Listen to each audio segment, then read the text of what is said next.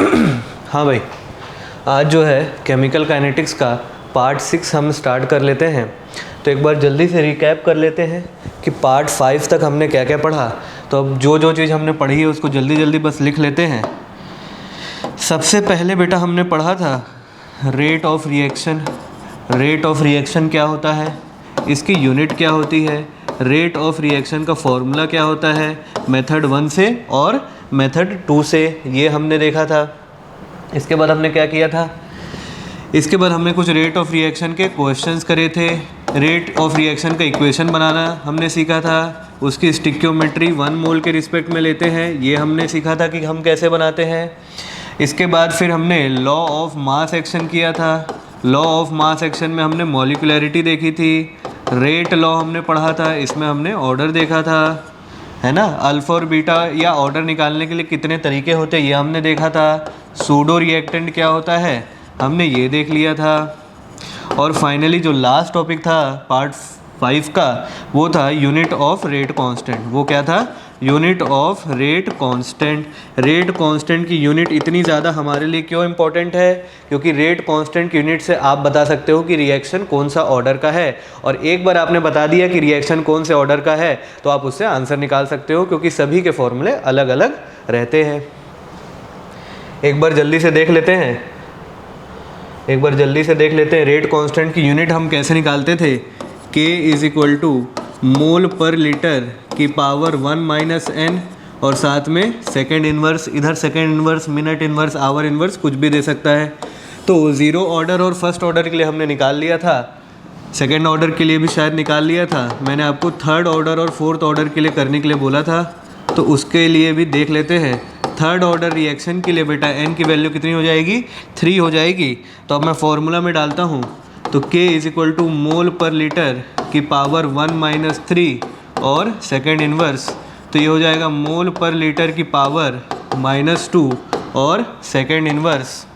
तो ये देखिए क्या आएगा आंसर, मोल की पावर -2, लीटर की पावर बेटा आपकी 1 है, ऊपर जाएगी तो हो जाएगी -1, -1 और -2 क्या हो जाता है आपका 2 हो जाता है और सेकेंड इन्वर्स आ जाएगा। सिमिलरली मैंने आपको एग्जांपल दिया था फोर्थ ऑर्डर रिएक्शन के लिए, तो देखिए फोर्थ ऑर्डर रिएक्शन भी काफ़ी ज़्यादा सिंपल है। फोर्थ ऑर्डर रिएक्शन में n की वैल्यू कितनी हो जाएगी, 4 हो जाएगी। K का फॉर्मूला हो जाएगा मोल पर लीटर की पावर 1 - 4 और सेकेंड इन्वर्स, तो ये हो जाएगा बेटा आपका मोल पर लीटर की पावर -3 और सेकेंड इन्वर्स। तो आंसर हो जाएगा मोल की पावर -3, लीटर की पावर 3 और सेकेंड इन्वर्स, ये हो जाएगा अपना। तो यहाँ तक हमने देख लिया था। अब हम फाइनली अपना हेडिंग डालते हैं और वो हेडिंग है आपका ऑर्डर ऑफ रिएक्शन, है ना। अब हमारी जो हेडिंग बनेगी वो है ऑर्डर ऑफ रिएक्शन। रिएक्शन की अलग अलग ऑर्डर हम अब पढ़ने जा रहे हैं। ऑर्डर ऑफ रिएक्शन, इसको पढ़ लेते हैं।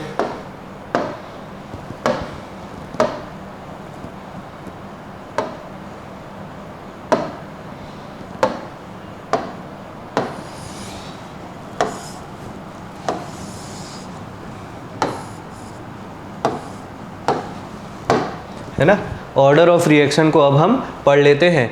तो सबसे पहले ये लिख लेते हैं कि ऑर्डर ऑफ रिएक्शन क्या होता है, फिर से लिख लेते हैं बेटा। ऑर्डर ऑफ रिएक्शन क्या होता है हम फिर से लिख लेते हैं। तो हमने ये सीखा था कि नंबर ऑफ रिएक्टेंट मॉलिक्यूल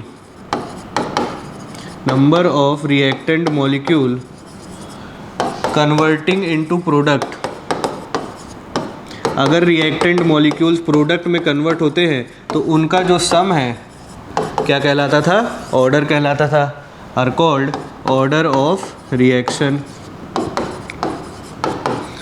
ठीक है,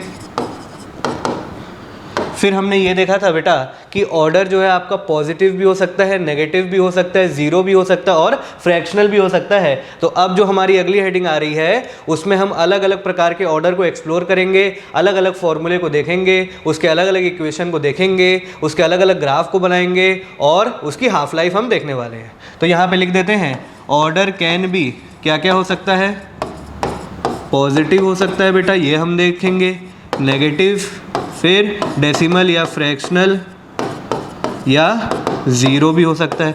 तो सबसे पहले हम स्टार्ट करेंगे ज़ीरो ऑर्डर रिएक्शन से। सबसे पहले किससे स्टार्ट करेंगे? ज़ीरो ऑर्डर रिएक्शन से। तो आज के लिए जो हमारा सबसे पहला हेडिंग है वो है अपना ज़ीरो ऑर्डर रिएक्शन। क्या है? Zero order reaction.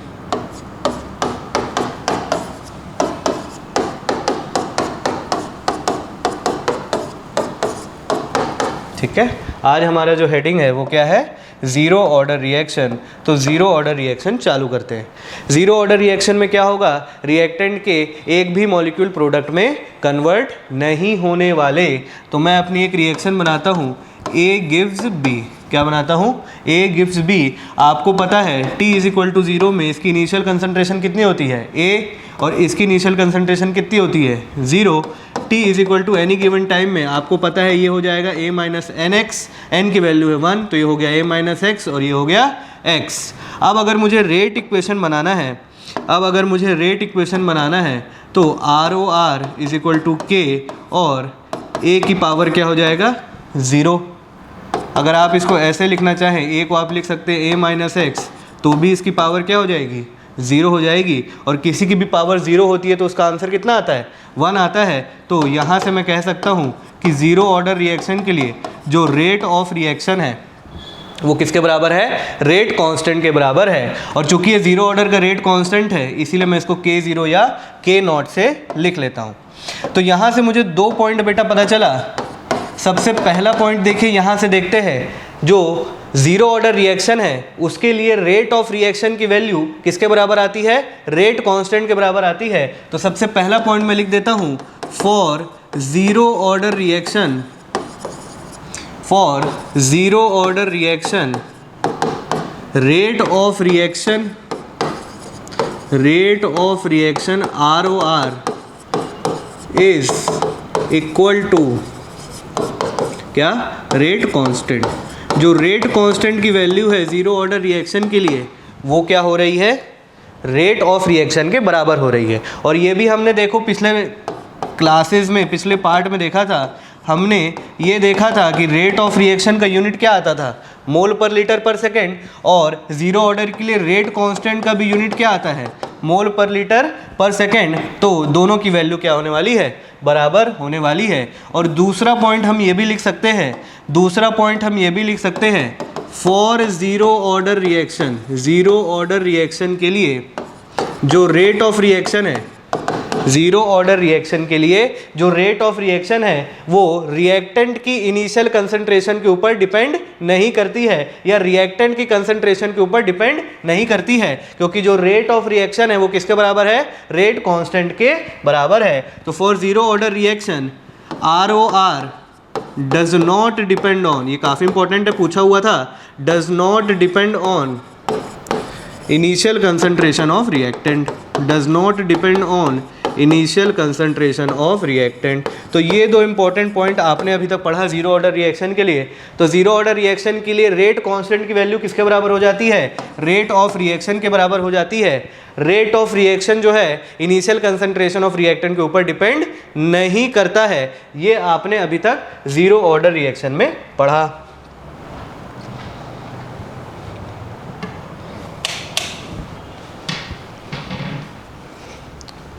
अब आ जाते हैं इसका इंटीग्रेटेड रेट इक्वेशन।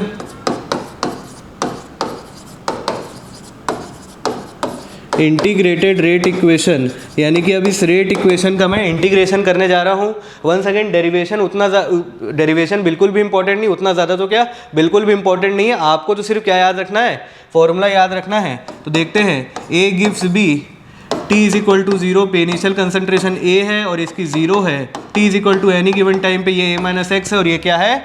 X है। तो rate of reaction is equal to K0, A की पावर 0 थी, तो ROR जिसका फॉर्मूला होता है x बाई टी, इंटीग्रेशन करना है तो मैं dx बाई dt लिख देता हूँ। ये किसके बराबर हो जाएगा? K0 के बराबर हो जाएगा। अब इंटीग्रेशन करना है तो dx को मैं एक साइड रखूँगा और K0 dt को एक साइड रखूँगा। इंटीग्रेशन के बाद जो K0 का फॉर्मूला है बेटा वो किसके बराबर आ जाता है? x बाई टी के बराबर आ जाता है। जो K0 का फॉर्मूला है वो किसके बराबर आ जाता है? x बाई टी के बराबर आ जाता है। और आना भी चाहिए, और के नॉट का फॉर्मूला एक्स बाई टी के बराबर आना भी चाहिए। क्यों? क्योंकि के नॉट जो है रेट कांस्टेंट जो है जीरो ऑर्डर की, वो किसके बराबर हो रही थी? रेट ऑफ रिएक्शन के बराबर। और रेट ऑफ रिएक्शन का भी फॉर्मूला क्या आता है? एक्स बाई टी आता है। इस वजह से रेट कांस्टेंट का भी फॉर्मूला क्या आएगा आपका? एक्स बाई टी आएगा। तो ये है इंटीग्रेटेड रेट इक्वेशन, हमने देख लिया। अब देखते हैं आपका हाफ लाइफ पीरियड। ये काफ़ी इंपॉर्टेंट है बेटा, हाफ लाइफ पीरियड। ठीक है, हाफ लाइफ पीरियड क्या होता है? हाफ लाइफ पीरियड को डिनोट करते हैं सबसे पहले तो टी हाफ से या टी 50% से। हाफ लाइफ पीरियड को किससे डिनोट करते हैं? टी हाफ से या टी 50% से डिनोट करते हैं। हाफ लाइफ पीरियड का मतलब क्या होता है? वो समय जिसमें 50% रिएक्टेंट कन्वर्ट किस में हो गई है? प्रोडक्ट में हो गई है। हाफ लाइफ पीरियड का मतलब है आधी कंसंट्रेशन रिएक्टेंट की किस में कन्वर्ट हो गई है? प्रोडक्ट में हो गई है। तो प्रोडक्ट कितना बना बेटा? 50% बना, और रिएक्टेंट कितना बचा? वो भी 50% बचा। तो वो समय जिसमें रिएक्टेंट की कंसंट्रेशन 50% खत्म हो जाए, आधी खत्म हो जाए, उस पीरियड को हम क्या कहते हैं? हाफ लाइफ पीरियड कहते हैं। ठीक है, तो हाफ लाइफ पीरियड की डेफिनेशन लिखते हैं।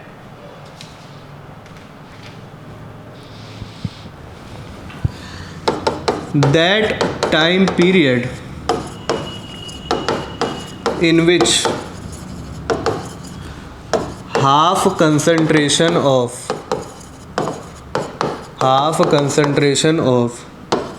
reactant is converted to product। वो समय जिसमें आधा रिएक्टेंट का कंसंट्रेशन प्रोडक्ट में कन्वर्ट हो जाता है, उसी को हम कहते हैं हाफ लाइफ पीरियड। उसी को हम क्या कहते हैं? Half life period. ठीक है, हाफ लाइफ पीरियड को एक बार डिराइव कर लेते हैं फटाफट।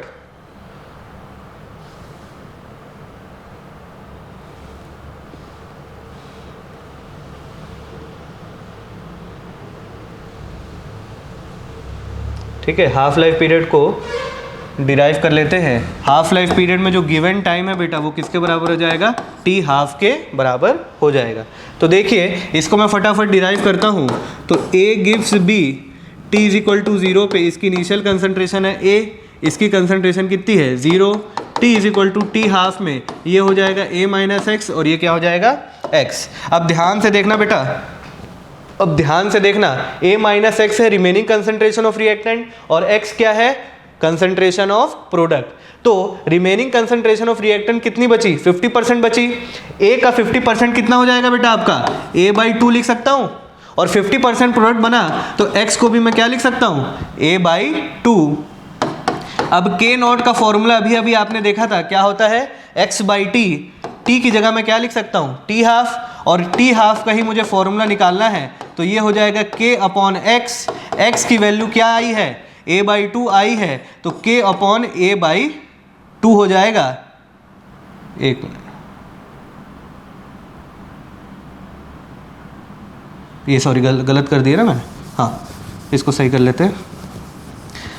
t हाफ जो है इधर चला जाएगा, तो ये हो जाएगा x/k0, वो उल्टा लिख दिया था मैंने। अब x की वैल्यू क्या आई है? a/2 आई है, तो a/2 वैल्यू डाल दूंगा, तो t हाफ का फॉर्मूला क्या आ जाएगा?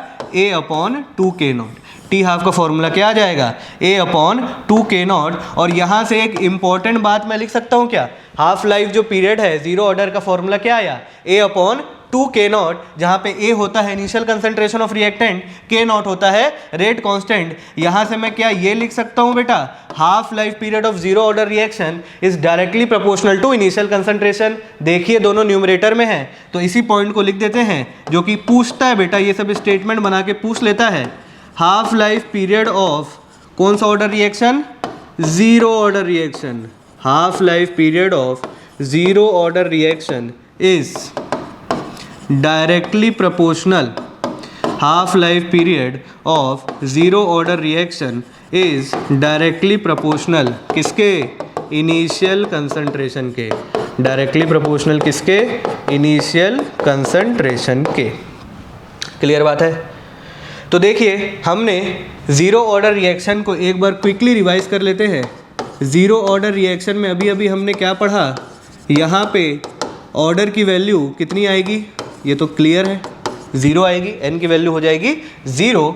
यहाँ पे जो रेट ऑफ रिएक्शन है वो किसके बराबर हो जाता है, रेट कांस्टेंट, और दोनों का ही फॉर्मूला क्या हो जाता है, x/t।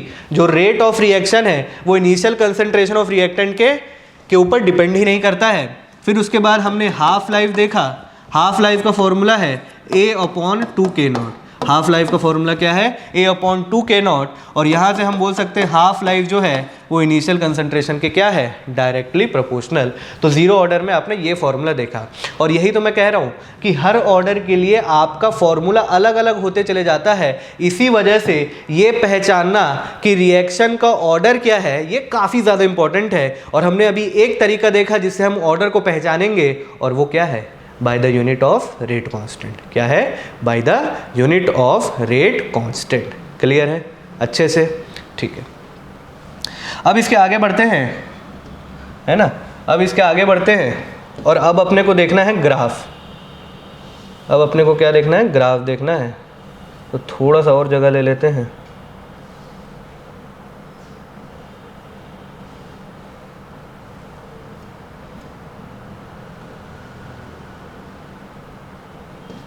एक मिनट ना बस।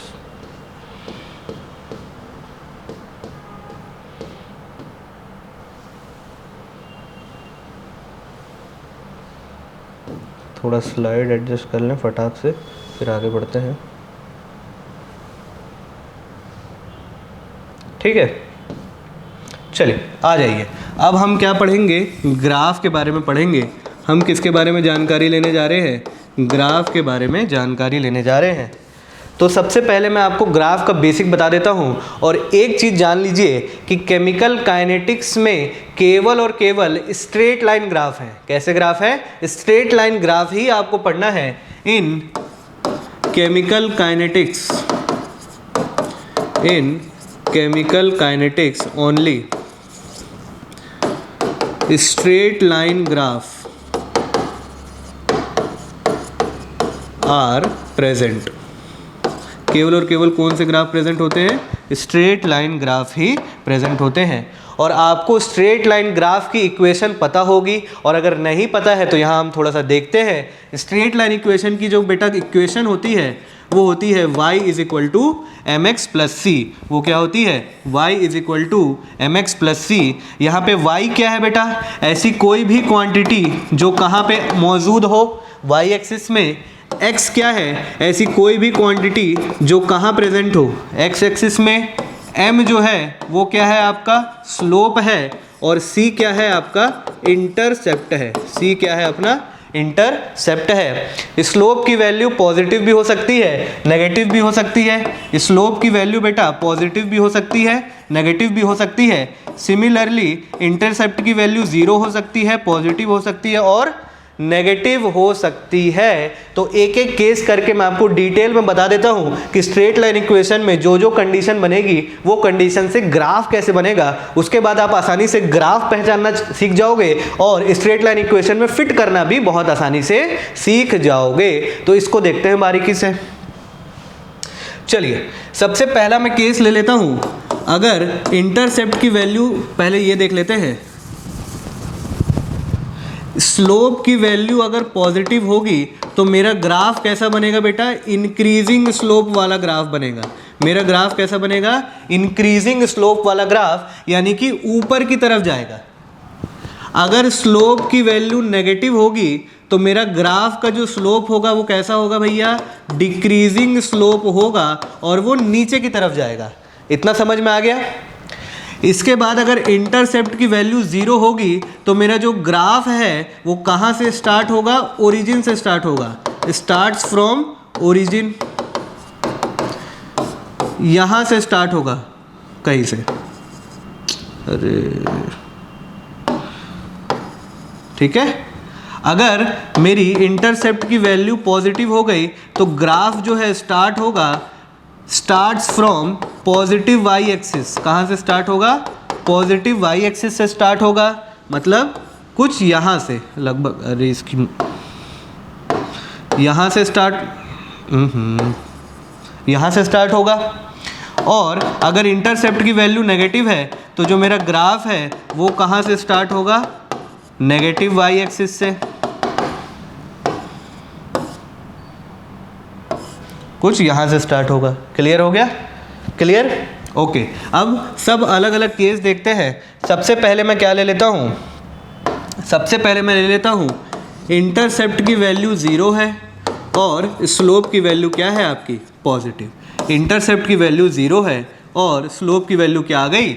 पॉजिटिव। तो ध्यान से देखिएगा, अगर इंटरसेप्ट की वैल्यू 0 है तो ग्राफ कहाँ से स्टार्ट होगा बेटा आपका? ओरिजिन से स्टार्ट होगा, ओरिजिन से शुरू होगा और स्लोप की वैल्यू क्या है? पॉजिटिव है। मतलब मेरा कैसा स्लोप बनेगा? इंक्रीजिंग स्लोप बनेगा। तो जो मेरा ग्राफ है वो कुछ इस प्रकार का हो जाएगा, है ना? वो कुछ इस प्रकार का हो जाएगा। दूसरा जो केस है बेटा, अभी भी अगर इंटरसेप्ट की वैल्यू 0 है लेकिन स्लोप की वैल्यू क्या आ गई? नेगेटिव आ गई। इंटरसेप्ट की वैल्यू अभी भी 0 है और स्लोप की वैल्यू क्या आ गई? नेगेटिव आ गई। तो जो मेरा ग्राफ है वो ओरिजिन से तो चालू होगा लेकिन वो कैसा हो जाएगा? डिक्रीजिंग। वो कैसा हो जाएगा? डिक्रीजिंग हो जाएगा। क्लियर है? ये दो केस हो गए। अगला केस ध्यान से देखिए बेटा, अगर इंटरसेप्ट की वैल्यू पॉजिटिव है और स्लोप की वैल्यू पॉजिटिव है तो देखते हैं।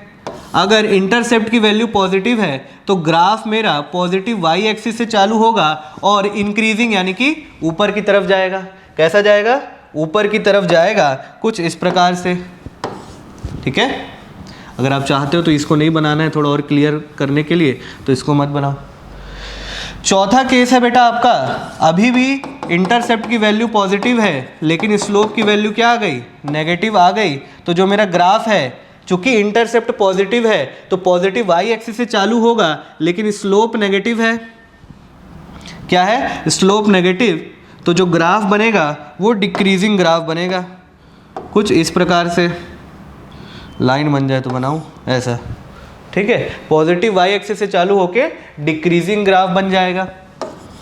पांचवा देखिए, अगर इंटरसेप्ट की वैल्यू नेगेटिव है और स्लोप की वैल्यू पॉजिटिव है तो देखिए ग्राफ मेरा कहाँ से स्टार्ट होगा? नेगेटिव वाई एक्सिस से और ऊपर की तरफ जाएगा।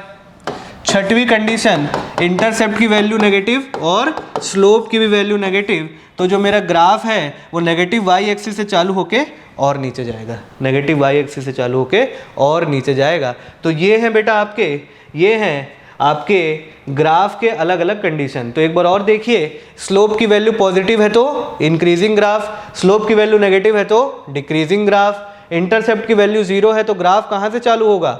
ओरिजिन से चालू होगा। इंटरसेप्ट की वैल्यू पॉजिटिव है तो पॉजिटिव वाई एक्सिस से, अगर नेगेटिव है तो नेगेटिव वाई एक्सिस से। और ये सारे केस हमने कर लिए, ये सारे केस हमने क्या कर लिए? फिनिश कर लिए। अब ग्राफ देखते हैं जीरो ऑर्डर रिएक्शन के लिए।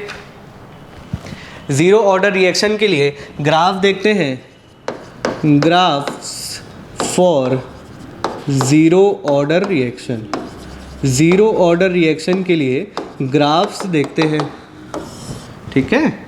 चलिए, सबसे पहला जो बेटा मेरा ग्राफ है वो है x वर्सेस t। सबसे पहले जो मेरा ग्राफ है वो क्या है? x versus t। तो यहाँ ध्यान से समझते चलिए दो चार चीज़ें। जो भी LHS में लिखा है बेटा, जो भी LHS में लिखा है वो y एक्सिस में आएगा और जो भी बाद में लिखा है वो कहाँ आने वाला है? x एक्सिस में आने वाला है।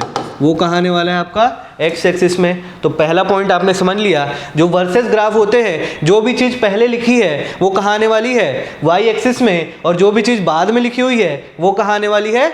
x एक्सिस में आने वाली है। तो जो भी y एक्सिस में है, आप जब इक्वेशन बनाएंगे तो उसको LHS में ही रखेंगे और जो बाकी के टर्म्स हैं वो कहाँ आएंगे? RHS में आएंगे। अब आपको पता है कि जो स्ट्रेट लाइन की इक्वेशन है वो तो क्या है? y = mx + c। वो क्या है? y = mx + c। तो आपको ये दोनों दिए हुए टर्म से ऐसा इक्वेशन बनाना है जो कि किस में फिट हो जाए? y = mx + c में बढ़िया से फिट हो जाए। तो अपने को इन दोनों दिए हुए पैरामीटर से एक ऐसा इक्वेशन बनाना है जो कि y = mx + c में आसानी से फिट हो जाए। तो चलिए बनाते हैं। हमको तो कुछ नहीं पता है अभी, हमको तो सिर्फ एक चीज़ पता है और वो ये है कि जो k0 का फॉर्मूला है वो किसके बराबर होता है? x/t के बराबर। किसके बराबर होता है? x/t के बराबर। इसको मेरे को x को LHS में रखना है, बाकी सबको RHS में रखना है, तो मैं ऐसा बना दिया। x is equal to K naught into T. अब y is equal to M X plus C का इक्वेशन लगाते हैं, y is equal to M X plus C. तो y एक्सिस में x आता है, ये आपको मिल गया, x एक्सिस में t आना चाहिए था, ये आपको मिल गया, m की वैल्यू k नॉट हो गई और c कुछ भी नहीं दिया है, तो मैं इसको k नॉट टी प्लस 0 भी तो लिख सकता हूँ, बिल्कुल ले सकता हूँ। तो यहाँ से बेटा स्लोप की वैल्यू, इंटरसेप्ट की वैल्यू क्या आ गई 0, मतलब मेरा ग्राफ कहाँ से चालू होगा, ओरिजिन से चालू होने वाला है, और स्लोप की वैल्यू आ गई कितनी प्लस के नॉट है, सामने प्लस साइन नहीं लगाया तो मतलब प्लस ही समझेंगे। तो जो मेरी स्लोप की वैल्यू है वो पॉजिटिव हो गई, मतलब मेरा ग्राफ कैसा बनेगा, इंक्रीजिंग स्लोप वाला ग्राफ बनेगा। तो मैं ग्राफ बना देता हूँ बेटा, देखिए इस प्रकार के ग्राफ आपको भी बनाने हैं, इस प्रकार के ग्राफ आपको भी बनाने के लिए आते हैं। यहाँ पे x हो गया, x एक्सिस में t हो गया, 0 से चालू करेंगे और इंक्रीजिंग ग्राफ बनाएंगे, जहाँ पे स्लोप की वैल्यू क्या आ गई प्लस के नॉट, जहाँ स्लोप की वैल्यू आ गई प्लस के नॉट।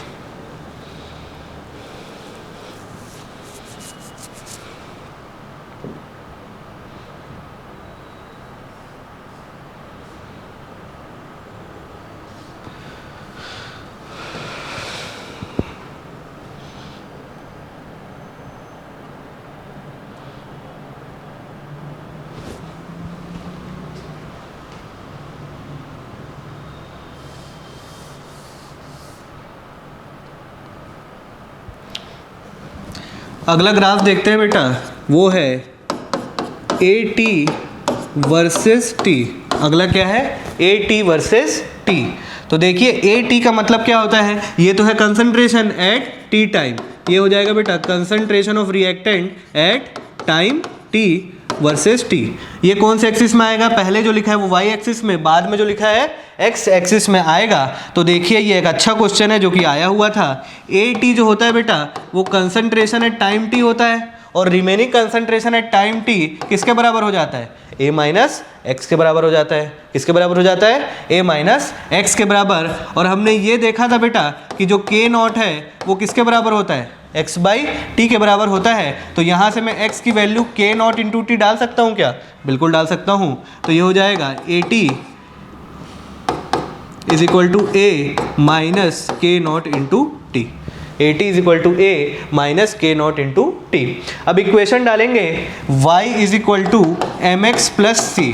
तो y एक्सिस में ए टी चाहिए था, मिल गया, लेकिन x एक्सिस में t चाहिए था, x एक्सिस में क्या चाहिए था, t चाहिए था, जो कि क्या लिखा हुआ है, बाद में लिखा हुआ है। कैसा लिखा रहना चाहिए, पहले लिखा रहना चाहिए। तो मैं इसको पलट देता हूँ, यही सेम इक्वेशन को मैं ऐसे भी तो लिख सकता हूँ ना, ए टी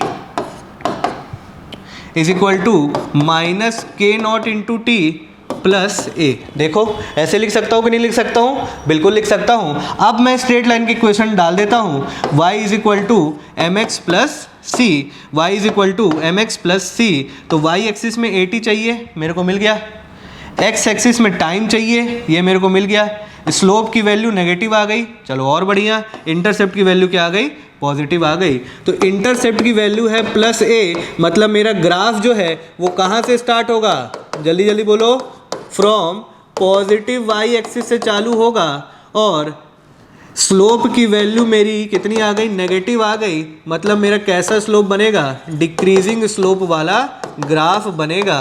तो मैं बनाता हूँ अपना ग्राफ, ये हो गया ए टी वर्सेस टी हो गया, ए टी वर्सेस टी हो गया। तो देखिए मेरा पॉजिटिव वाई एक्सिस से चालू होगा और डिक्रीजिंग ग्राफ बनेगा, कुछ इस प्रकार से ग्राफ बनेगा, जहाँ स्लोप की वैल्यू आ गई माइनस के नॉट, स्लोप की वैल्यू क्या आ गई, माइनस के नॉट। लिख लो,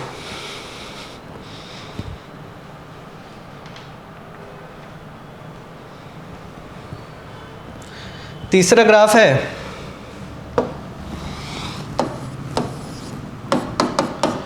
टी हाफ वर्सेस ए। तीसरा ग्राफ क्या है, टी हाफ वर्सेस ए। तो टी हाफ वर्सेस ए में देखते हैं, हमको तो सबसे पहले इक्वेशन बनाना है, ये वाई एक्सिस में आएगा और ये कहाँ आएगा भैया, एक्स एक्सिस में आएगा। तो हाफ लाइफ की मैं एक ही इक्वेशन जानता हूँ, T half is equal to A upon two K naught. यही जानता हूँ, है ना। अब y is equal to M X plus C में इक्वेट कर दें, इसको कर देते हैं। y is equal to M X plus C, यहाँ प्लस में कुछ नहीं है मतलब प्लस ज़ीरो हो गया, मतलब क्या हो गया प्लस ज़ीरो। तो इंटरसेप्ट की वैल्यू ज़ीरो आ गई। तो ग्राफ कहाँ से चालू होगा, ओरिजिन से चालू होगा। वाई एक्सिस में आपने टी हाफ चाहिए था, वो आपको मिल गया। एक्स एक्सिस में आपको ए चाहिए था, वो आपको मिल गया। और एम की वैल्यू कितनी हो गई 1/2k0। तो स्लोप की वैल्यू पॉजिटिव है 1/2k0, मतलब कैसा ग्राफ बनेगा, इंक्रीजिंग स्लोप का ग्राफ बनेगा। बहुत बढ़िया। और इंटरसेप्ट की वैल्यू ज़ीरो है, मतलब मेरा ग्राफ कहाँ से चालू होने वाला है, ओरिजिन से चालू होने वाला है। तो मैं ग्राफ बना दूँ। ऐसे ही ग्राफ हमने को आगे भी पढ़ने हैं। तो बस स्ट्रेट लाइन की इक्वेशन आपको ध्यान में रखनी है, बाकी आपका आंसर बन जाएगा। ये आपका ऐसा बन गया। क्लियर बात है। तो स्ट्रेट लाइन की इक्वेशन ही आपको केमिकल काइनेटिक्स में डालनी है, क्योंकि स्ट्रेट लाइन ग्राफ ही मिलेगा और वो है y is equal to M X plus C. वो क्या है, y is equal to M X plus C. m जो है आपका स्लोप होता है, c आपका इंटरसेप्ट होता है। ग्राफ के हमने अलग अलग केस देख लिए और आज हमने जीरो ऑर्डर रिएक्शन का rate of reaction initial concentration के ऊपर डिपेंड नहीं करता है, ये हमने देखा। उसके बाद हमने देखा कि जो रेट कांस्टेंट की वैल्यू है वो रेट ऑफ रिएक्शन के बराबर आती है। हाफ लाइफ क्या होती है, हाफ लाइफ का फॉर्मूला जीरो ऑर्डर के लिए a/2k0 होता है। और अलग अलग केसेस ऑफ ग्राफ देखे, तो ये ग्राफ आप खुद से भी बनाना सीख जाएंगे। बस तीन चीज़ याद रखिएगा, लास्ट में y is equal to M X plus C से इक्वेट करना है। उसके लिए जो भी चीज़ दी हुई है उससे आपको इक्वेशन बनाना है कुछ इस प्रकार से कि जो पहले दिया हुआ है जो y एक्सिस में आएगा उसको आपने LHS में रखना है, जो बाद में दिया हुआ है उसके जितने बाद के जितने भी टर्म्स हैं वो सब आपके कहाँ आएंगे, RHS में आएंगे। और y is equal to M X plus C से कंपेयर करिए या उसमें फिट करने की कोशिश करिए, आपका आंसर आ जाएगा, बिल्कुल आ जाएगा। और ग्राफ बनाना आपने सीख लिया है, ठीक है। तो वैसे तो मैं बहुत सारी स्लाइड लाया था आज, ठीक है, लेकिन आज की क्लास में सिर्फ इतना ही करते हैं, है ना। आज के पार्ट में सिर्फ इतना ही करते हैं, अगले पार्ट में और बढ़ेंगे आगे, ठीक है। ओके।